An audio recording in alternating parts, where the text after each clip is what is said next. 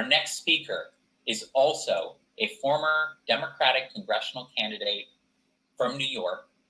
He ran for New York's 9th congressional district. He is a housing rights organizer and a criminal justice advocate, a combat veteran of the wars in Iraq and Afghanistan, Isiah James. Thank you so much for having me. I want to thank everybody for hosting this and putting this on. And I'm for those who don't know me, my name is Isiah James, 33 years old. Like I said, I'm a housing organizer. I'm a disabled veteran. I'm an activist. But first and foremost, I'm a Black man in America.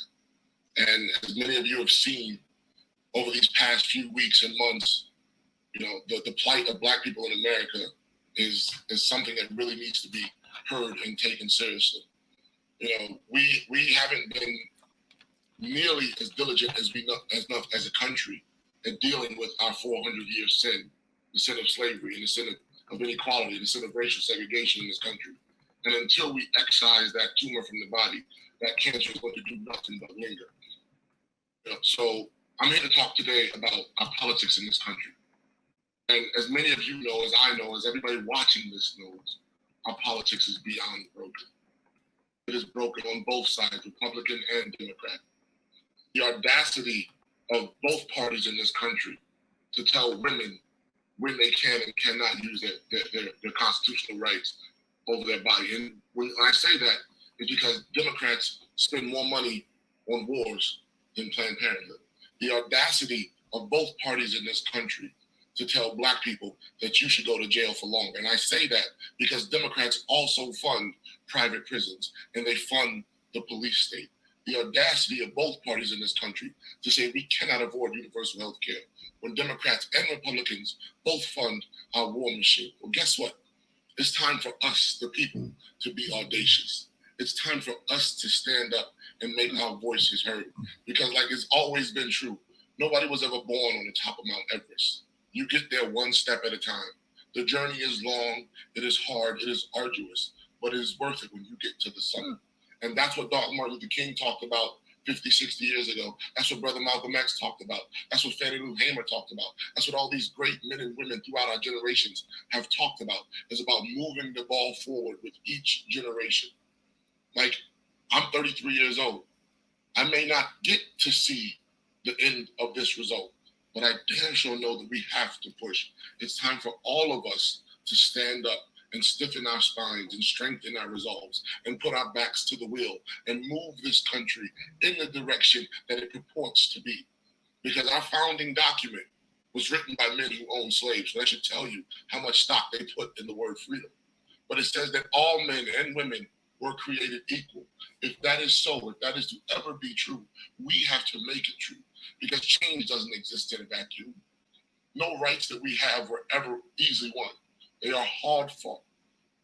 So when it comes time for people like me in this generation, and I am so proud and honored to be here, and you see there's people from all walks of life, comedians, actors, political scientists, professors, because that's what it is. This is a movement. This is a movement saying that the people have had enough. You don't have to be Republican to like this movement. You don't have to be Democrat to like this movement. All you have to be is a person that is willing to say that I am my brother's keeper. I am my sister's keeper. I am this earth's steward, because we did not inherit this earth from our ancestors. We're borrowing it from future generations. And if we want it to look like anything for our children and grandchildren, we have to start now. Because as was said before, the clock is ticking. We don't have time to wait on income inequality. We don't have time to wait on climate change. We don't have time to wait on criminal justice reform. We don't have time to wait. Poor people, working people, Black people, brown people, indigenous people, trans folks, we don't have the luxury of sitting back and being placated anymore. We don't have the luxury of going to talk to our friends in Congress, because they don't listen to us. They don't listen to the big donors. So now is the time for us to stand up. And I understand that it's a monumental task. It really, truly is. But so was dismantling slavery, a system that had existed for 200 plus years. It's a monumental task. But so was dismantling Jim Crow, a system that had existed for almost 100 years. It's a monumental task. But guess what? We're up to the task. We're up to doing it. You know, I ran for Congress last cycle, not because I wanted fame or money or exposure. I ran for Congress because I'm tired of seeing the same homeless brothers and sisters on my block.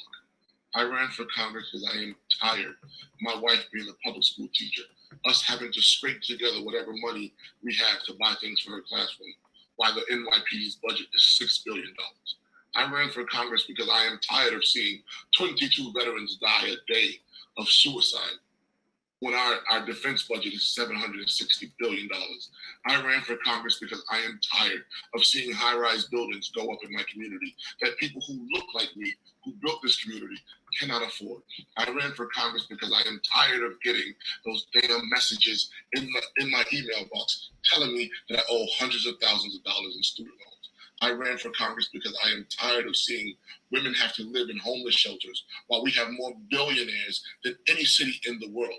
I ran for Congress because I was tired of seeing this. And if you are tired of seeing this too, if you are fed up with our two-party corporate system that is backed by the same oligarchs and the same fascist movement, if you are tired, then I implore you to stand up and join the People's Party. I implore you that, because this November, I'm not going to tell you who to vote for. But I'm telling you right now, I'm not voting for Joe Biden. I'm not voting for the lesser of two evils. The lesser of two evils is still evils. And if Joe Biden were to win, all it's going to do is empower the next neo-lib, the next neo-lib, and the next neo-lib. We have to break the chain. We have to break the cycle.